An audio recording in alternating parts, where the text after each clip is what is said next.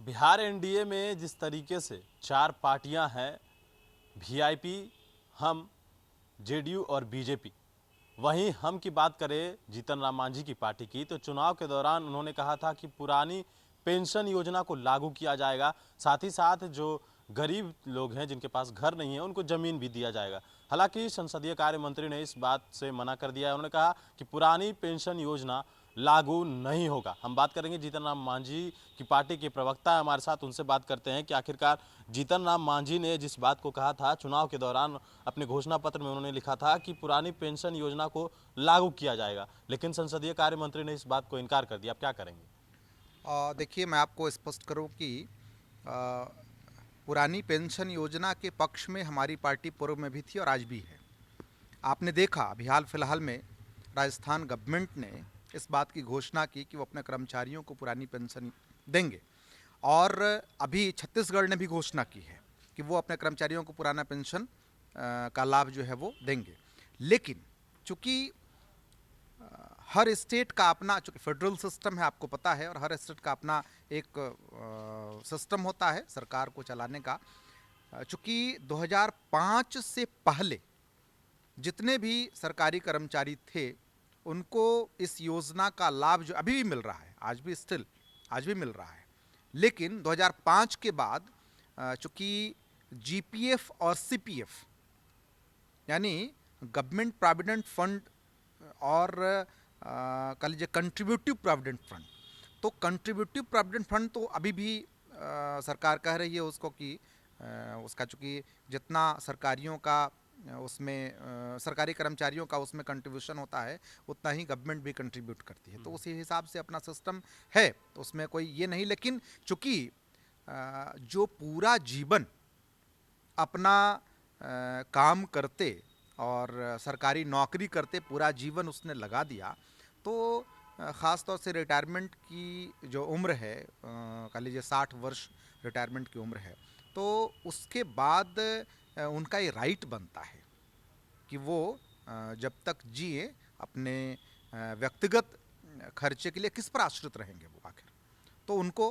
पुरानी पेंशन योजना का लाभ मिलना चाहिए, और बिहार में हमारी पार्टी इसका समर्थन करती है पुरानी पेंशन योजना का। आपकी पार्टी समर्थन कर रही है, घोषणा पत्र में भी कही, आप सरकार में हैं, संसदीय कार्य मंत्री इस बात को मना कर रहे हैं, फिर कैसे?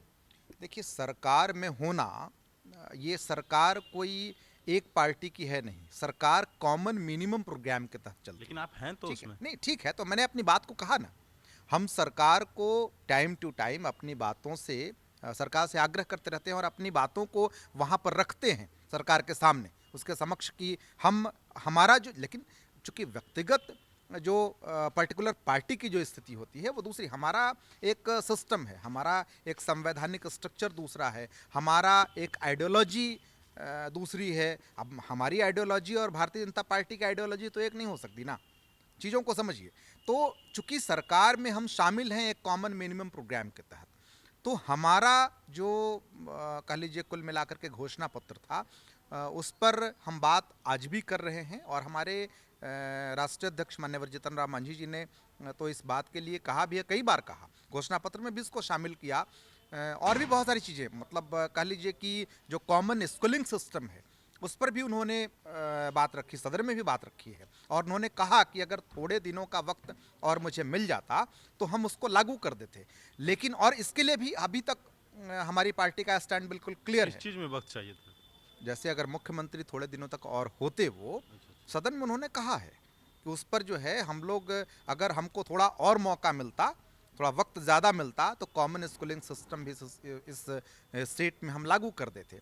तो हम आज भी पुरानी पेंशन योजना के पक्ष में है, हमारी पार्टी पुरानी पेंशन योजना का लाभ सरकारी कर्मचारियों को मिले इसका समर्थन करती है। जीतन राम मांझी तो बिहार में जो शराबबंदी है उसको लेकर भी रिव्यू की मांग कर रहे हैं, कोऑर्डिनेशन कमेटी की मांग कर रहे हैं, कई तरह की मांग कर रहे हैं जीतन राम मांझी। नहीं, तो ये तो हमारा राइट है।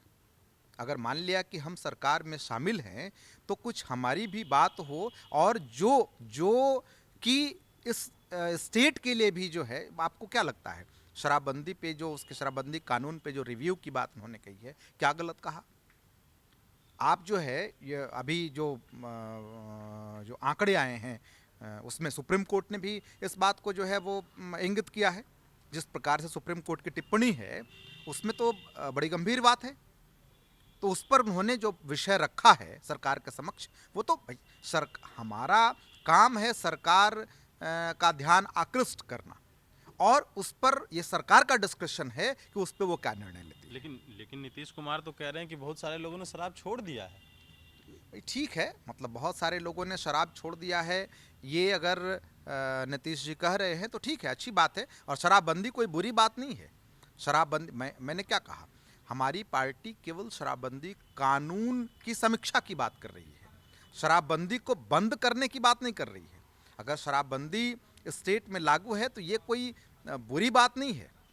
शराब पीना बुरी बात है, चीज़ों को समझिए, ठीक है ना। आप ही की बॉडी में अल्कोहलिक तत्व अगर जाएंगे तो आपके शरीर को वो ख़राब करेगा, वो नुकसान पहुंचाएगा। तो लेकिन शराबबंदी में जो इतना सख्त कानून है और इसके कारण जो आम मजदूर, गरीब किसान और जो आम लोग हैं इस स्टेट के, वो लोग इस हिसाब से अगर छोटी छोटी गलतियों के कारण बड़े पैमाने पे बड़ी संख्या में जेल में हैं, जो तो उसके लिए अगर इस कानून के समीक्षा की बात हो रही है, इसमें बुरा क्या है। चलिए, तो ये थे हमारे साथ जीतन राम मांझी की पार्टी के प्रवक्ता। सवाल जो थे जिस तरीके से बिहार में पुरानी पेंशन योजना की बात करें, या जीतन राम मांझी लगातार शराबबंदी की रिव्यू की बात करते रहते हैं और कोऑर्डिनेशन कमेटी की भी मांग उन्होंने की, हालांकि सरकार ने अब तक इस पर कुछ किया नहीं है। अब देखने वाली बात होगी कि आखिरकार जीतन राम मांझी की पार्टी लगातार इस बात की मांग कर रही है तो सरकार आगे क्या कुछ करती है। कैमरा पर्सन आकाश के साथ मैं रंजन सिंह।